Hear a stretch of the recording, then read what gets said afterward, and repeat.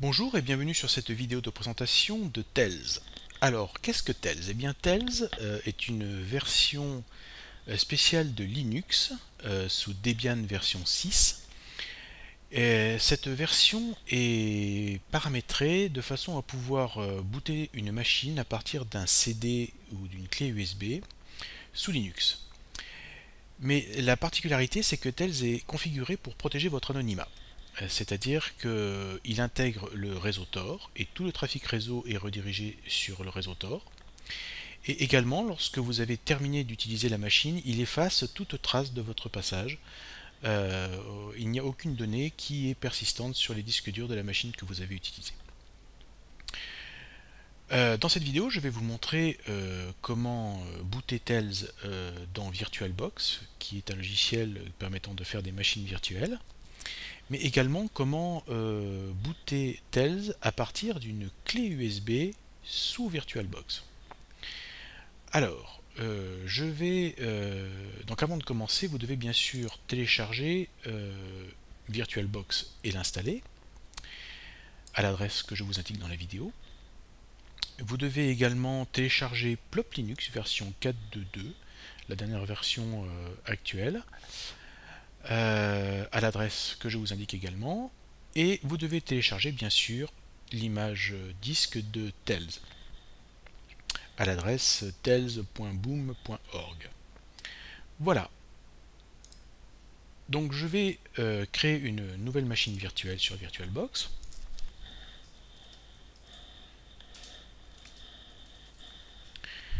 Je vais donc indiquer que c'est un Linux et que nous sommes sous Debian 32 bits. Comme Tails est assez léger, je n'ai pas besoin de beaucoup de mémoire, donc je vais laisser comme ça. Là également, je ne vais rien changer, je vais créer un disque virtuel. Suivant. Dynamiquement alloué. En mémoire, par contre, je n'ai pas besoin de toute cette mémoire, donc je vais diminuer à 1 giga. Voilà. Ma machine virtuelle est créée, maintenant je vais la configurer.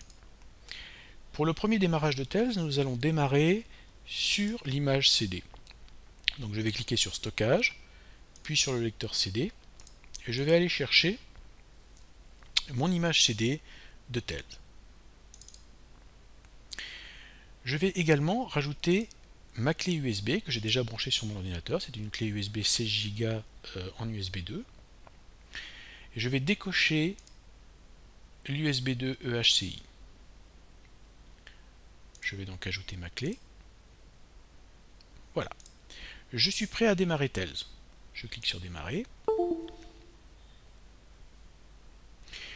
Donc nous voyons apparaître le menu boot de Tails.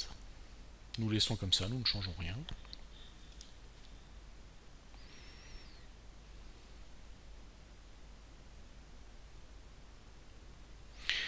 Voilà, Tails est lancé. Donc nous allons commencer par le mettre en langue française.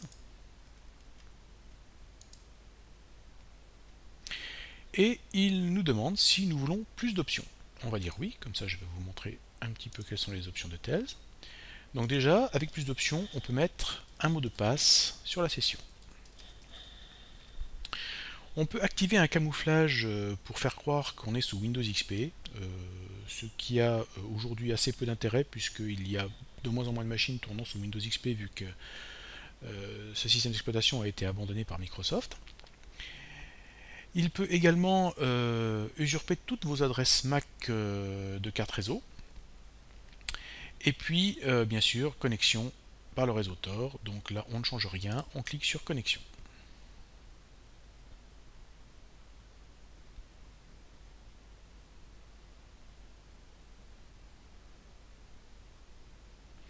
Voilà, Tails se lance et comme vous pouvez le voir, il nous fait un avertissement. En effet, il nous dit attention, j'ai détecté que vous êtes sous une machine virtuelle. Alors, il n'est pas conseillé d'utiliser Tails dans une machine virtuelle puisque aussi bien le logiciel en lui-même, VirtualBox, que le système hôte qui est là, Windows 8, peuvent tous les deux analyser et voir ce que vous faites sur Tails. Donc, ce n'est pas vraiment conseillé. Alors, maintenant que nous avons démarré Tails, nous allons pouvoir utiliser Tails pour installer TELS sur notre clé USB. Pour faire ceci, nous allons cliquer sur le menu Applications, TELS, Programme d'installation de TELS. Et nous allons cliquer sur Cloner et installer. Vous voyez qu'il a détecté notre clé USB. Et nous allons cliquer sur Installer TELS. Et voilà, l'installation de TELS commence. Alors cela peut être assez long, surtout si votre clé est en USB 2.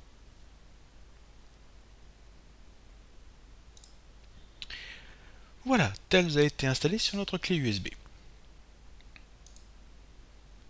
Alors pourquoi est-il intéressant de booter TELS sur une clé USB plutôt que sur un lecteur de CD? Eh bien tout simplement à cause de la persistance des données et de vos préférences. Si vous bootez votre machine avec TELS sur un CD-ROM, eh bien vous ne pourrez pas conserver les données ou les préférences que vous avez mis sur TELS. Par exemple, si vous téléchargez un fichier sur Internet et que vous l'enregistrez dans votre dossier dans TELS, eh bien il sera effacé dès que vous quitterez TELS. Alors que si vous bootez votre machine sur une clé USB, vous avez la possibilité d'utiliser la persistance. Et à ce moment-là, vous conserverez vos préférences et les données que vous aurez prises sur Internet ou ailleurs. Alors maintenant que nous avons créé notre clé USB, nous allons éteindre notre machine virtuelle. Donc TELS va faire sa petite procédure d'effacement de mémoire, de boot, etc. pour sécuriser les données. Et nous allons maintenant changer la configuration de notre machine virtuelle, car maintenant nous ne voulons plus booter sur l'image CD, mais nous voulons booter sur notre clé USB que nous venons de créer. Donc je vais aller dans Stockage, je vais cliquer sur le lecteur CD, et là je vais choisir de booter sur Plop Linux version 4.2.2. Ma clé USB, elle, reste ici toujours configurée dans ma machine virtuelle. Je vais donc lancer ma machine virtuelle et vous allez voir que ce n'est pas TELS qui va se lancer en premier, mais Plop Linux. Voilà. Je vais maintenant choisir dans le menu Plop Manager. Puis, je vais choisir Clé USB.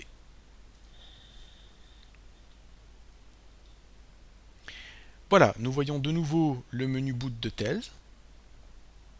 Alors ça peut donner l'impression que ça freeze, que ça bloque un peu, mais en fait il n'en est rien. TELS va bien se lancer sur la clé, depuis la clé USB. Il suffit d'être un tout petit peu plus patient qu'avec le CD-ROM, ça met un petit peu plus de temps.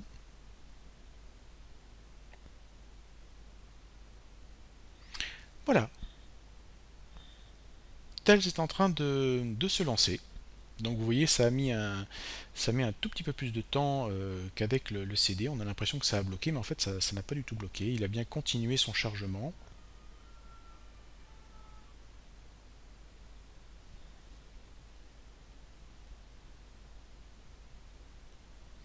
Voilà, TELS s'est lancé depuis notre clé USB. Nous allons nous remettre en version française. On va demander plus d'options.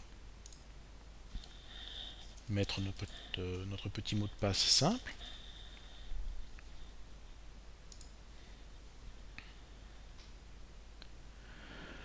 Voilà, TELS s'est lancé depuis notre clé USB.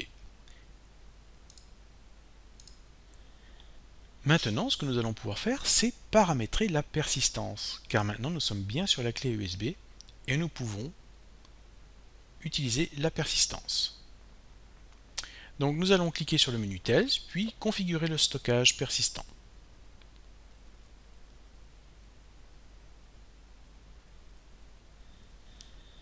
Il nous demande notre mot de passe de session.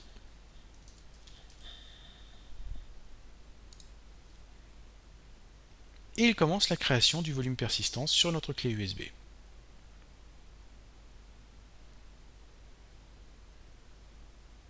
Alors bien sûr, si vous voulez utiliser la persistance, je vous conseille fortement d'avoir une clé USB assez grande pour pouvoir stocker les données dont vous avez besoin. Là en l'occurrence j'utilise une clé de 16 Go, mais bien sûr il n'y a pas de limite, hein, vous pouvez utiliser des clés de 64 Go ou plus.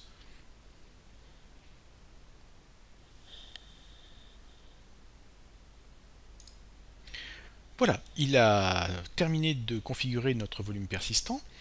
Maintenant, ce que vous pouvez indiquer à Tails, c'est qu'est-ce que vous voulez conserver comme données. Alors, en fonction de ce que vous allez faire sur Tails, bien sûr, ça sera à vous de voir. Par exemple, les marque-pages du navigateur. Si vous voulez conserver tous les marque-pages des sites que vous allez visiter. Également, si vous comptez installer des logiciels sur Tails, autres que ceux qui sont déjà installés, je vous conseille d'activer les paquets apt, ainsi que... enfin, vous avez plein d'autres choses possibles, hein, par exemple les clés GNU PG, etc. Enfin, ce sera à vous de voir en fonction de ce que vous voulez conserver. Une fois que vous avez choisi ce que vous voulez conserver, vous cliquez sur sauvegarder. Et voilà, il a terminé. Votre clé est prête avec son dossier de persistance. Voilà, maintenant que notre dossier persistant est fait, nous allons fermer de nouveau notre machine virtuelle.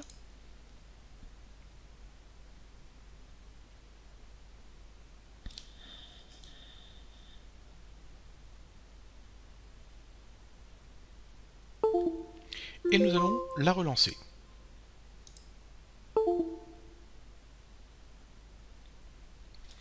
De nouveau, nous allons choisir Plop Boot Manager et USB.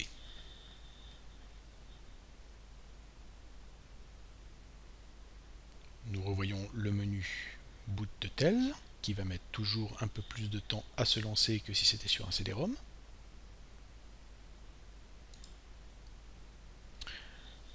Voilà, il se lance. Et vous allez voir que maintenant, il va nous proposer des options supplémentaires.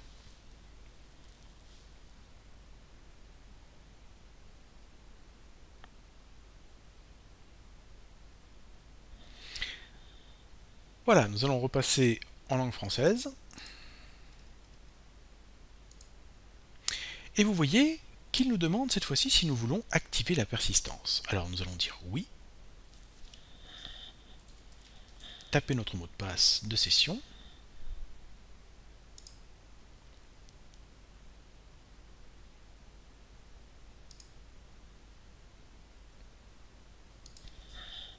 Je me suis trompé apparemment, je recommence.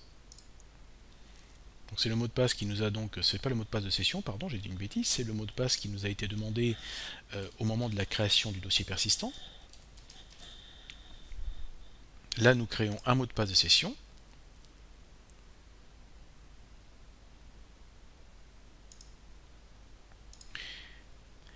Voilà, maintenant si nous allons dans poste de travail, nous voyons que nous avons un dossier persistant. Tout ce que nous mettrons dans ce dossier persistant sera conservé. Tout ce que nous mettrons en dehors de ce dossier sera effacé. Alors cette clé USB, vous pouvez l'utiliser dans VirtualBox, mais vous pouvez également l'utiliser sur n'importe quelle autre machine pour booter sur Tails. Cependant, sur certaines machines, ça ne démarrera pas parce qu'il faut d'abord configurer le BIOS pour indiquer que la machine doit booter en premier sur la clé USB. Donc si vous voyez que votre machine ne démarre pas, allez dans le BIOS et mettez la clé USB comme premier boot. Voilà, merci d'avoir regardé cette vidéo et à bientôt.